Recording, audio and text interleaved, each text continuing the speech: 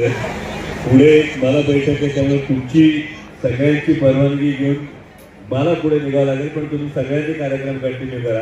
कारण सुरेश भाऊनी आणि त्यांच्या सगळ्या मित्रपरिवाराने एवढा दिमागदार हा दहीहंडी उत्सव आयोजित केलेला आहे.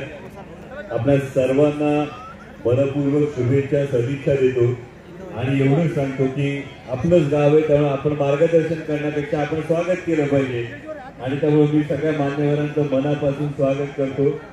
एकमेव खेळ असं आहे म्हणजे आता राजकारण तापायला लागले, निवडणुका जवळ येतात तर राजकारण तापणार आहे.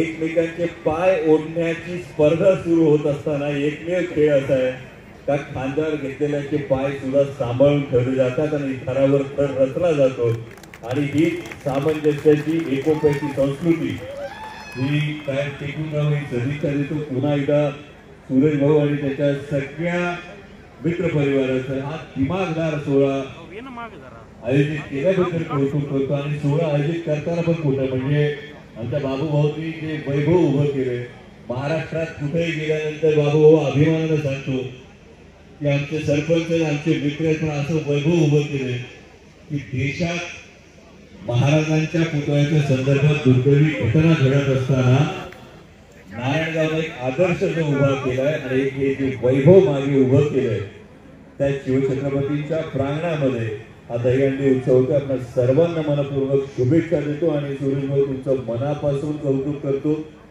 पुन्हा एकदा आपल्या सर्वांची दिलगिरी व्यक्त करतो आणि आपल्याला विनंती करतो की आपण कृपया कार्यक्रम कंटिन्यू करावा.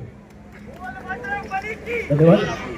आव्हानांसाठी जोरदार टाळ्या झाल्या पाहिजे. या ठिकाणी त्यांची उपस्थिती आम्ही खूप भरपूर प्रचंड या ठिकाणी व्यस्त असणारा वेळ त्याच्यामध्ये त्यांनी वेळ काढला आणि या ठिकाणी अमोल त्यांना विनंती आहे आपण सुरेश भाऊंचा वाढदिवस साजरा करूया.